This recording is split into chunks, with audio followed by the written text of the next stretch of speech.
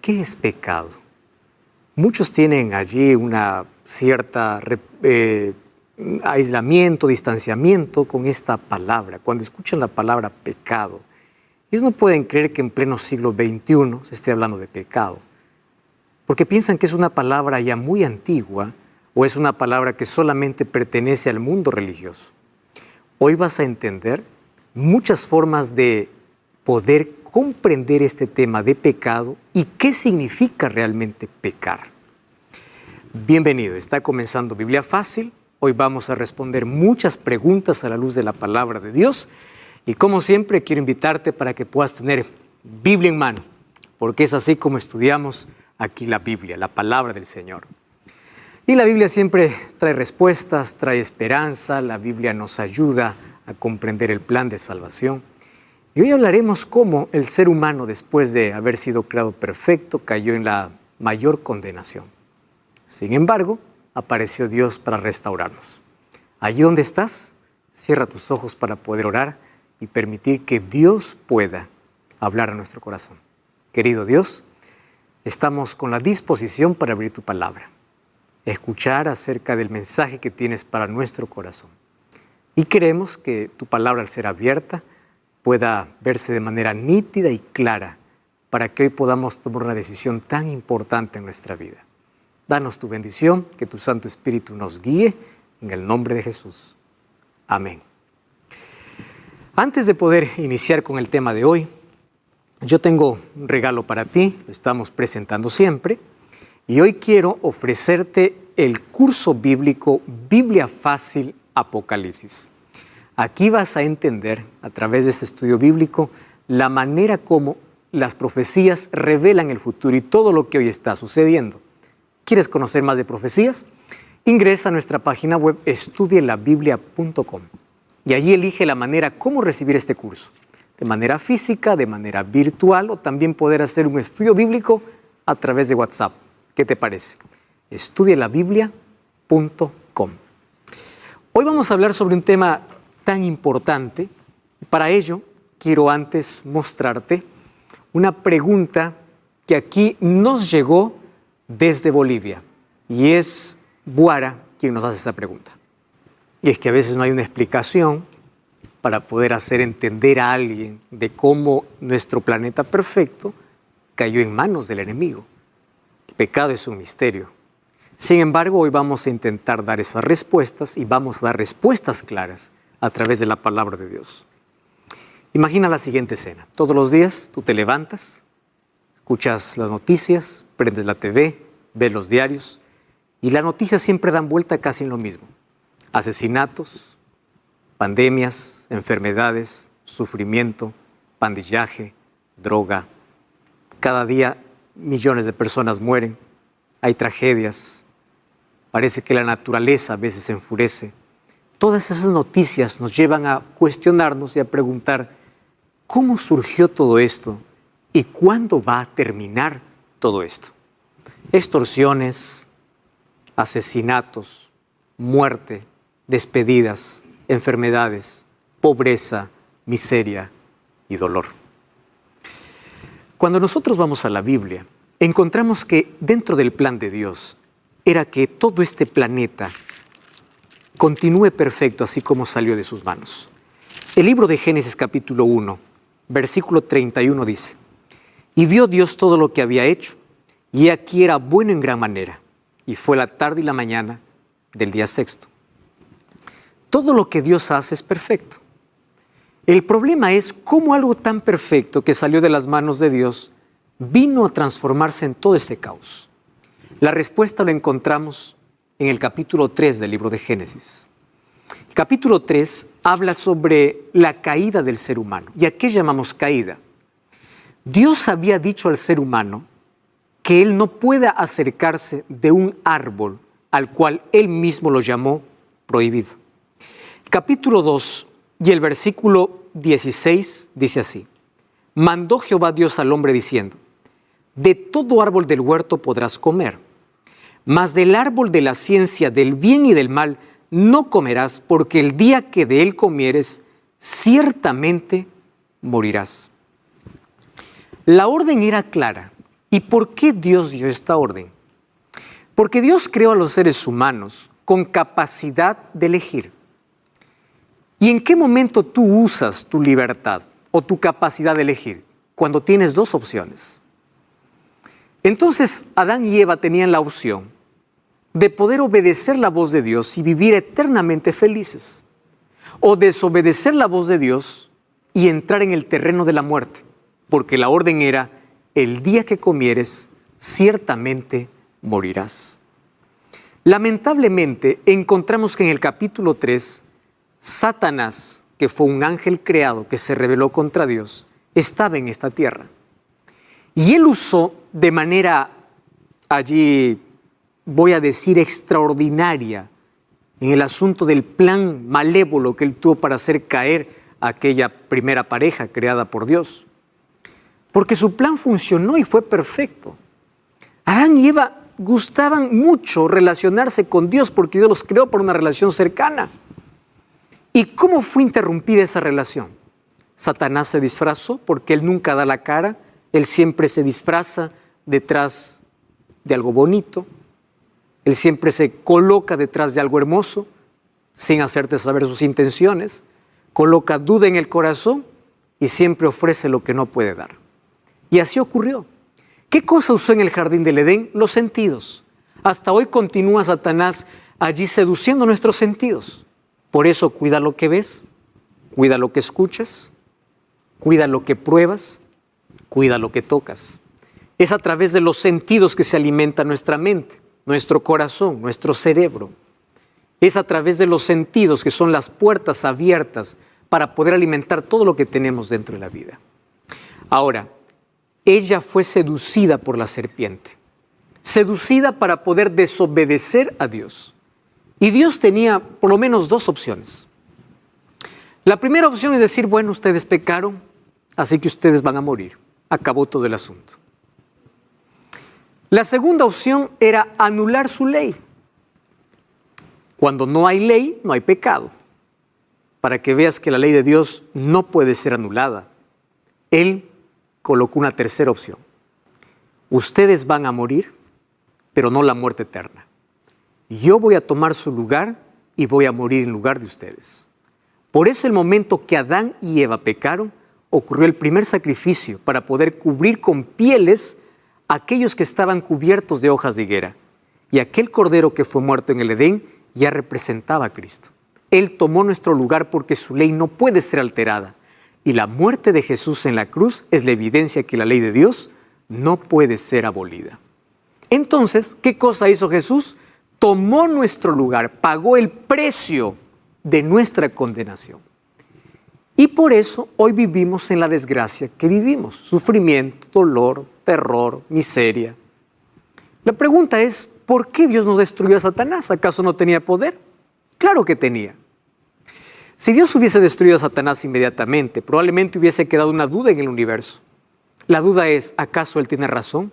¿Por qué lo destruyó tan pronto? Y si alguien más se revela, ya la obediencia no sería por amor, sino por miedo. Y Dios permitió que el tiempo pueda decir quién tenía la razón. Y en ese tiempo se vio el verdadero carácter y la verdadera intención de Satanás. Todo lo que él quiso crear, aquí está: la destrucción, odio, muerte, enfermedad, miseria y todo lo que nosotros vivimos. Hoy queda claro ante el universo cuál fue su verdadera intención. Por eso no destruyó. Y el tiempo, allí se demostró a través del tiempo para todo el universo de que Dios es amor y que Satanás es el peor y mayor criminal de toda la historia.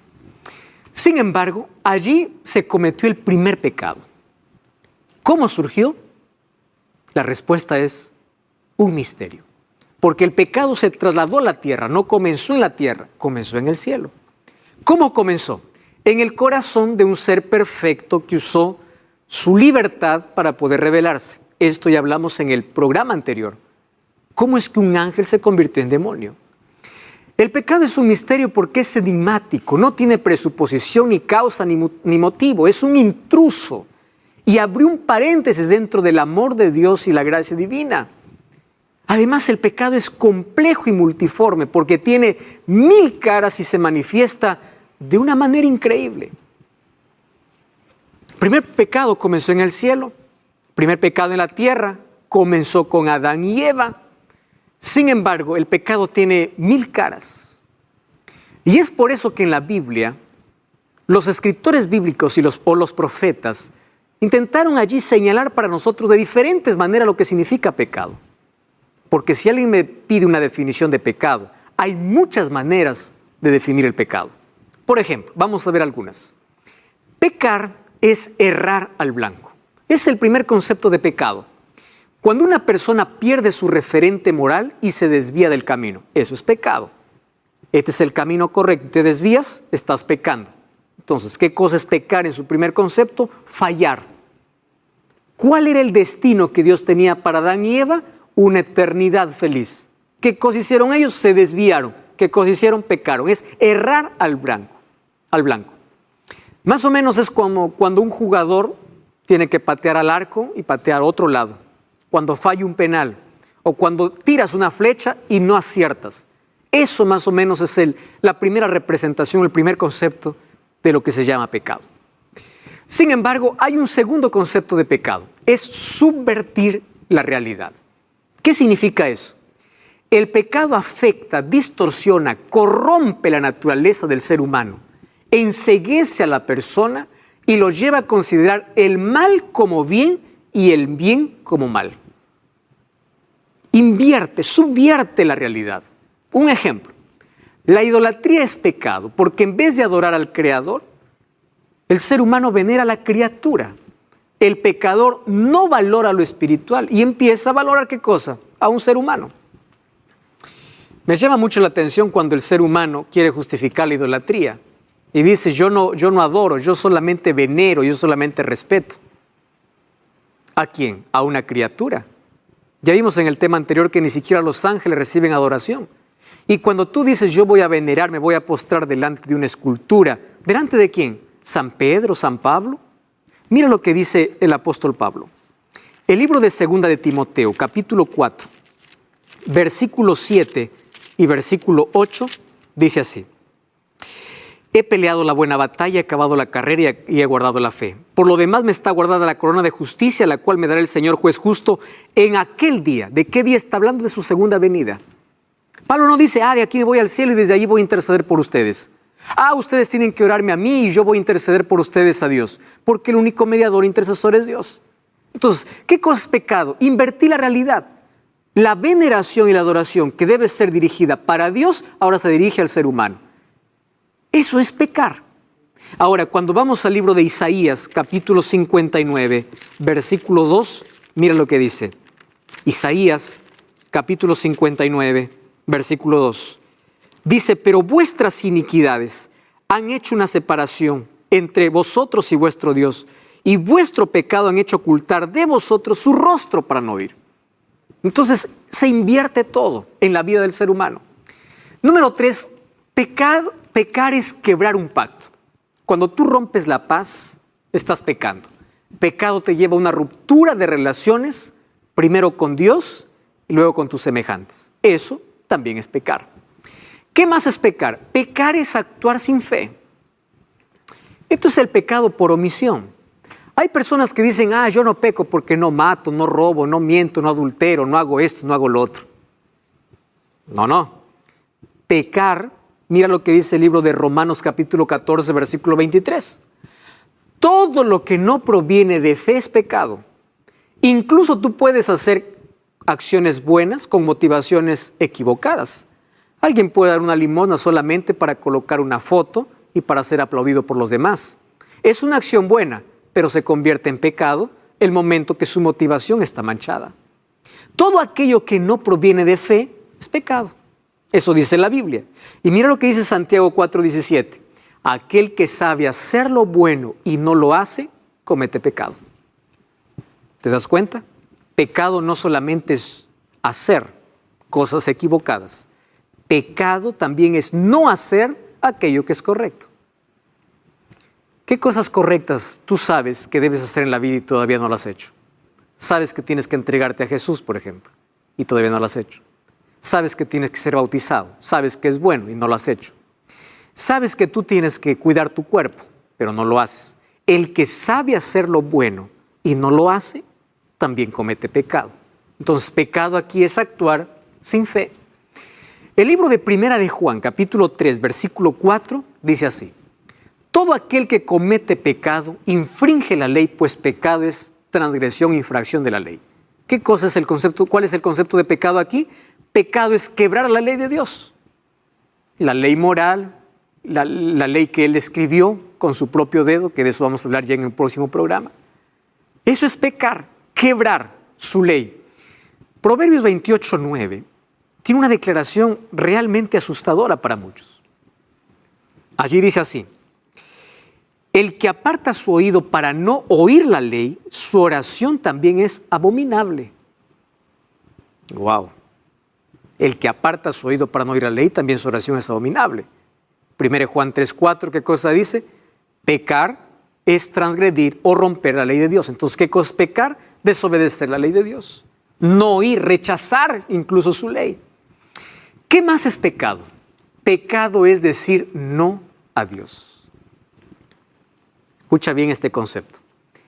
Pecar es rechazar la salvación provista por Dios.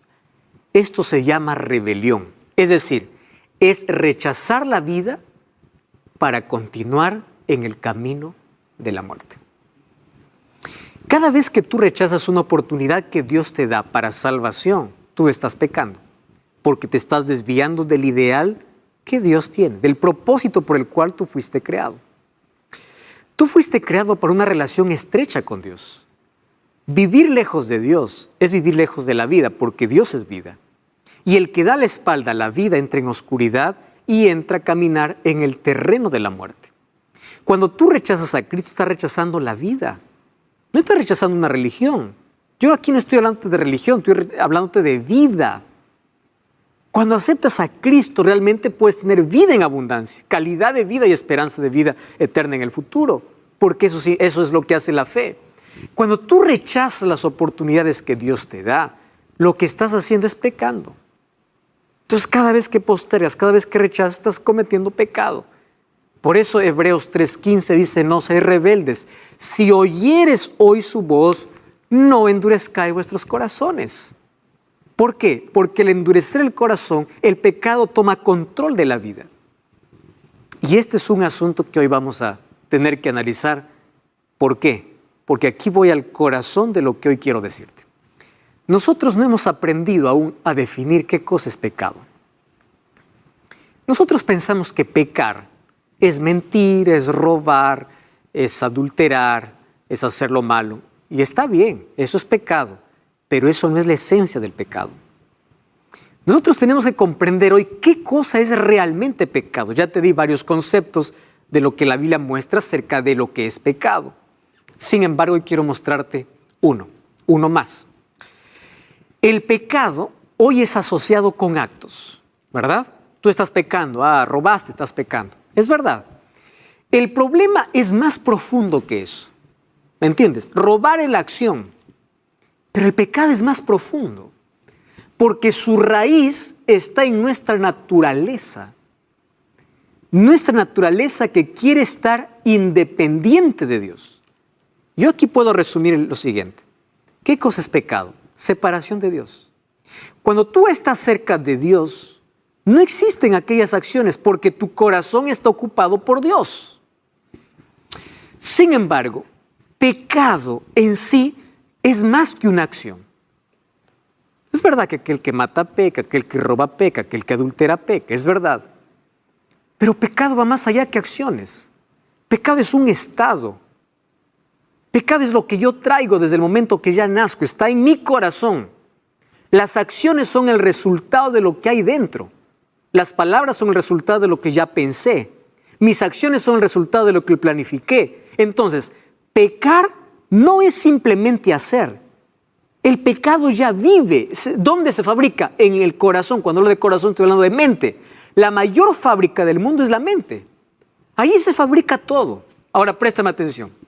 Los actos de pecado son consecuencia de nuestro estado de pecado. Eso es el verdadero concepto. Pecamos porque somos pecadores. Entonces, los pecados en plural vienen del pecado en singular. ¿Qué cosa es pecado en singular? Tú y yo traemos una naturaleza de pecado. Es algo que está dentro de nosotros. No hay manera que nosotros lo podamos cambiar a menos que sea por el poder de Dios. Por eso la Biblia dice, aunque te laves con lejía y amontones jabón, tu pecado siempre estará allí. Porque no hay una limpieza humana para ello. Solamente un milagro divino puede ser el milagro de la transformación a través del nuevo nacimiento, cuando uno nace en Cristo Jesús. Entonces, el pecado va más allá de acciones. Es lo que hay en nuestro corazón. ¿Qué necesitamos entonces para ser salvos? Que Cristo haga una obra de transformación en nuestra naturaleza. Nuestro verdadero concepto de salvación viene de nuestro concepto verdadero de pecado. ¿Y por qué te digo esto? Porque hay personas que dicen, yo soy muy bueno como para poder ir a una iglesia, como para poder servir a Dios. Yo me voy a salvar. Yo no soy como ese cristiano que es deshonrado, es adúltero, es perverso, es malo, es deshonesto. Y tú piensas que no eres pecador porque no cometes pecado. Préstame atención a lo que te voy a decir. Quien realmente reconoce que es pecador es el único que necesita de un Salvador. Y si tú piensas que no necesitas de un Salvador, es porque no reconoces que eres pecador. Y si no reconoces que eres pecador es porque no has entendido qué es pecado. Pecado no solamente son obras. Pecado es nuestra condición. Somos pecadores. Lo que pasa es que en la vida nosotros intentamos cortar los frutos en lugar de trabajar con la raíz. Por eso cuando una persona peca, lucha con el pecado y dice, este pecado me vence, me vence, me vence. En lugar de estar luchando con el fruto, arranca la raíz. Solo que esa raíz no puede ser arrancada por nosotros. Nuestra parte es ir para que Dios pueda ir transformando nuestra naturaleza. Yo no puedo impedir que un árbol dé naranjas, porque ella creció, la naranja fue creada para dar naranjas. No puede dar uvas, porque no es una planta de uva. Los seres humanos no podemos hacer obras de bien a menos que Cristo transforme nuestro interior. Entonces lo que necesitamos no es un cambio por fuera, es un cambio por dentro. Los cambios por fuera son maquillaje superficial, eso es hipocresía. Puedes tener una cara de bondad, sonrisa para todo el mundo, pero nadie sabe lo que realmente tú piensas. Tú puedes admirarte de aquel que es pecador. Él es un adúltero. ¿Y cuántas veces adulteraste en tu mente? Tú puedes decir, el gobierno es corrupto. ¿Y cuántas veces tú no devolviste el vuelto cuando te diste cuenta que se equivocaron? ¿Acaso eso no es corrupción? ¿Te das cuenta que el pecado es más amplio de nuestra corta visión? Además de eso, fíjate una cosa. Jeremías 13:23 dice así, ¿mudaré el etíope su piel y el leopardo sus manchas? Así también ustedes podrán hacer el bien cuando están habituados a hacer el mal. Una pregunta que demanda una respuesta inmediata. ¿Será posible que podremos hacer el bien cuando estamos acostumbrados a hacer el mal? ¿Podremos cambiar nuestra naturaleza? ¿Nuestra naturaleza pecaminosa? No es posible humanamente, a menos que no ocurra un milagro. El milagro del nuevo nacimiento, donde Dios coloca en nosotros una naturaleza espiritual. Y esa naturaleza tiene que ser alimentada todos los días a través del estudio de la Biblia y la oración para que pueda vencer nuestra antigua naturaleza. A eso llamó el apóstol Pablo el viejo hombre, que cada día tiene que ir desgastándose, cada día tiene que ir muriendo, aquella naturaleza pecaminosa con la cual venimos a este mundo. Humanamente es imposible, pero nada es imposible para Dios. Y una de las cosas que hace el pecado es que desde el momento que entró, afectó a toda la humanidad. El pecado es mayor que una pandemia, porque desde el momento del primer afectado, todos los otros seres humanos ya venimos a este mundo con pecaminosidad o naturaleza de pecado en nuestra vida. Hoy quiero mostrarte cuál es la solución para este problema. Por eso vamos a una breve pausa, no cambies el canal y estamos de regreso. Esto es Biblia Fácil.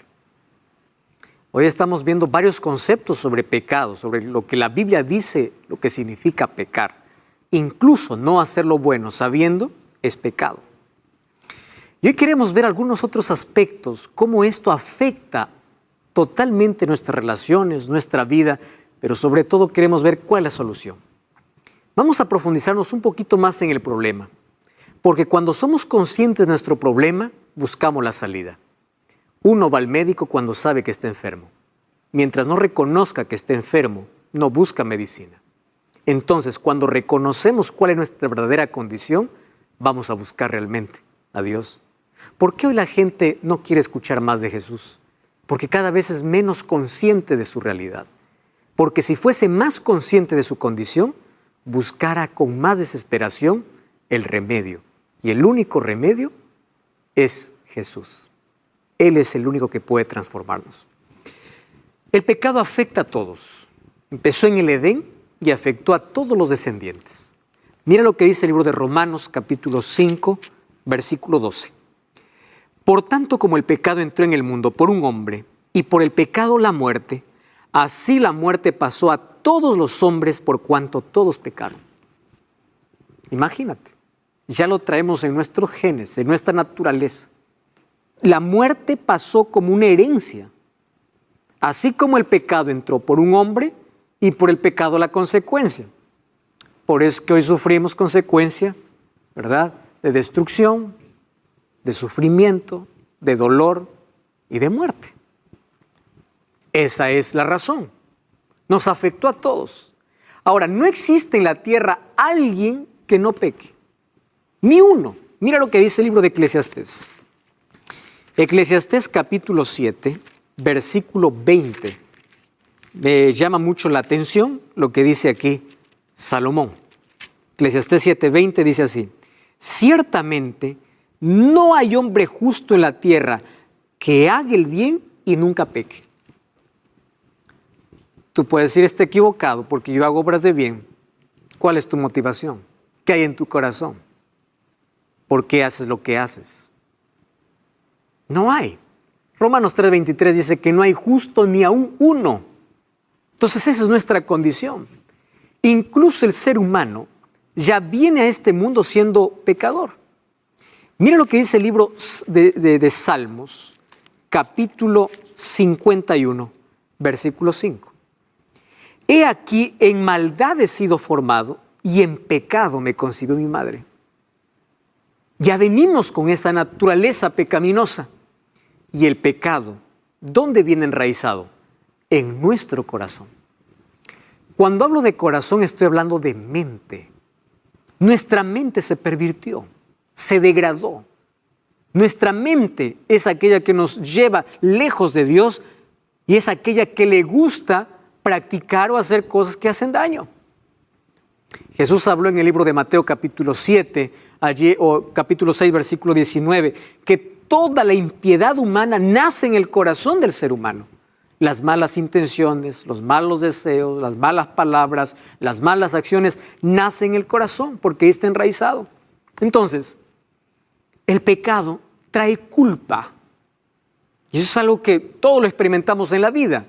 Cuando Adán y Eva pecaron, dice Génesis 3:10, que lo primero que hicieron es esconderse de la presencia de Dios.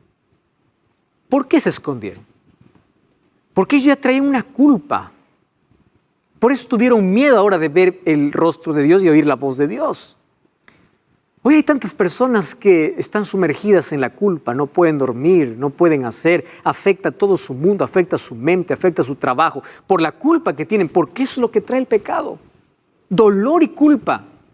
Y el pecado trae consecuencias terribles. Ningún pecado es pequeño a la vista de Dios. Los seres humanos hemos aprendido a categorizar el pecado. Pecado grande, pecado chiquito. Ningún pecado es pequeño ante Dios. Sin embargo, sí hay tamaños de consecuencias. Hay consecuencias mayores y hay consecuencias menores. Hay marcas y heridas que nosotros podemos evitar en la vida si solamente caminásemos con Dios. El libro de Proverbios capítulo 6, versículo 27 y versículo 28 nos dice que no podemos jugar con el pecado. Mira cuán peligroso es. Proverbios capítulo 6, versículo 27 y versículo 28 dice: ¿tomará el hombre fuego en su seno sin que sus vestidos ardan? ¿Andará el hombre sobre brasas sin que sus pies se quemen? personas que les gusta jugar con el peligro y finalmente terminan muertos. Aquel que juega con el pecado siempre termina en la destrucción. Lo que Dios quiere librarnos es de las consecuencias de la amargura del pecado. El pecado siempre viene disfrazado. Satanás lo presenta en una caja envuelta, como una caja de regalo. Recuerda que en Juan 8:44 Jesús dijo que Satanás es el padre de la mentira. Mira lo que dice el libro de Mateo capítulo 7, versículo 13 y versículo 14. Mateo capítulo 7, versículo 13 y versículo 14 dice así: entrad por la puerta estrecha, porque ancha es la puerta y espacioso el camino que lleva a la perdición, y muchos son los que entran por ella. Y la recomendación de Jesús, ¿cuál fue? Porque estrecha es la puerta y angosto el camino que lleva a la vida, pero pocos son los que la hallan. Más fácil es mirar el camino de placer. Es mucho más fácil. Hay más diversión, hay más luces, hay más placer, hay más cosas, pero finalmente es un disfraz, porque el final es muerte. Ya Salomón escribía en Proverbios: hay camino que al hombre le parece derecho, pero su fin es un fin de muerte. El pecado esclaviza. El libro de Juan capítulo 8, versículo 34 dice: Jesús le respondió: de cierto os digo, todo aquel que hace pecado, esclavo es del pecado. Si el pecado no fuera agradable, nadie caería en él. Pecado produce adicción. Por eso hay tantas personas que no pueden salir de algún lugar donde ellos cayeron, de algún vicio. Es difícil. Sin embargo, Jesús vino para poder libertarnos del pecado, de las cadenas. Él rompe cualquier cadena. No hay nada imposible para Él. El pecado es un autoengaño, porque el ser humano piensa que es libre, pero no lo es. Dice: yo vivo mi vida, yo disfruto mi vida, yo hago lo que quiero. Esa es una ilusión, una falsa libertad confundida con libertinaje que trae consecuencias amargas. Y luego uno está llorando y dice: ¿por qué? Si no hubiese pasado esto, si no... Pero ya es tarde. Hay marcas y heridas en la vida de cada persona que pudo haberse evitado. El centro del pecado, el problema de nuestra pecaminosidad está en la mente. ¿Por qué? Porque nuestra mente controla finalmente a todo el ser humano. Y recuerda, un solo pecado acariciado puede destruirte completamente. Uno solo. Puedes decir: eso es chiquito. Ese chiquito puede acabar contigo, con tu familia, con tus sueños, con tu vida. Todo aquello que demoraste en construir por mucho tiempo puede ser derribado de una manera rápida. Y recuerda que el pecado es mortal. Romanos 6:23, el apóstol Pablo dice: porque la paga del pecado es muerte, mas la dádiva de Dios es vida eterna en Cristo Jesús, Señor nuestro. El mayor asesino de este mundo se llama pecado. Tú conoces una ratonera. Es un instrumento de metal que sirve para poder cazar ratas. No cazar, matar ratas. Y esa ratonera fue creada para eso, solo que allí es colocada una trampa. Y la trampa es colocar dentro de la muerte algo que tanto le gusta a la rata o al ratón. ¿Qué cosa es lo que se coloca? Un poco de queso, un poco de comida. Entonces el ratón va, olvida que existe la ratonera y el olor, el hambre, lo lleva a comer aquello que le da placer. Y por comer, allí es atrapado por una ratonera que finalmente termina muriendo. Satanás es así. Coloca siempre delante de nuestros ojos cosas que nos gusta, nos atrapa y después nos mata, porque el pecado causa muerte. Ya causó una muerte ahora, todos estamos condenados a morir. Gracias a Dios que Él vino a librarnos de la muerte eterna. Por eso es que va a haber resurrección para aquellos que mueren creyendo en Cristo. Sin embargo, el pecado mata ilusiones, mata sueños. O nos mata eternamente o nos mata lentamente. Porque hay personas que aun cuando están vivas están muertas por dentro. son cadáveres. Finalmente, pecado es separación de Dios. Al separarse de Dios, el ser humano entra en el terreno de la muerte. Juan 3:19 dice así: y es la condenación, que la luz vino al mundo y los hombres amaron más las tinieblas que la luz, porque sus obras eran malas. Solo quien sabe que es pecador necesita de un Salvador. ¿Qué cosa es pecado?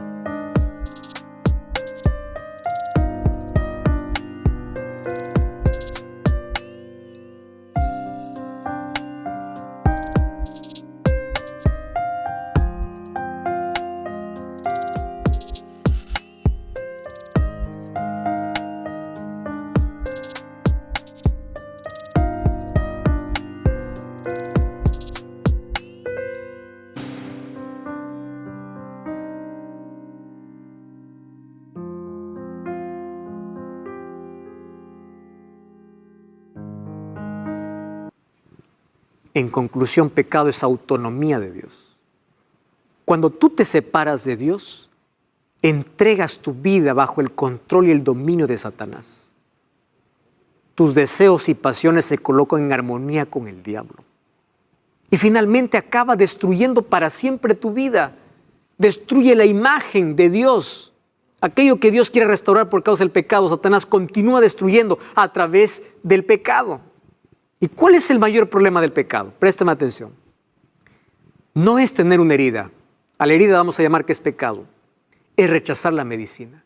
Rechazar el único medicamento que puede sanarnos. Rechazar la gracia de Dios. Ese es el mayor problema. Nadie se va a perder por ser pecador. Se va a perder por rechazar la medicina para su pecado. Ese es el mayor problema humano, porque Dios ya proveyó una solución para nuestro problema. ¿Y qué cosa es lo que se dice allí acerca de la esencia del ser humano? Hay 4 conceptos. Hoy te quiero mostrar ellos. Primer concepto es el concepto liberal y humanista. Dice, el ser humano es esencialmente bueno, es decir, su esencia es buena. Y ellos piensan así: el ser humano es básicamente bueno y solo necesita una ayudadita para encontrar el camino de felicidad. Alguien le ayuda y ya encontró el camino de felicidad. Ahora, el pensamiento conductista dice, el ser humano es esencialmente neutro. ¿Qué significa? Nacemos sin naturaleza determinada, como una superficie en blanco. El ambiente nos influencia para ser buenos o malos. Es decir, tú puedes ser bueno o malo de acuerdo a la condición donde te desarrollaste, donde creciste. Y existe el pensamiento, otro pensamiento fatalista, ¿verdad? El ser humano es esencialmente malo. Somos malos, nacemos egoístas, pero como nos enseñan a sonreír, a decir por favor y gracias, parecemos ser buenos por fuera, pero estamos podridos por dentro. De estos 3 conceptos sobre la esencia del ser humano, hay una cuarta que es bíblica. Y mira lo que dice: el ser humano fue creado bueno. Eso es lo que dice la Biblia.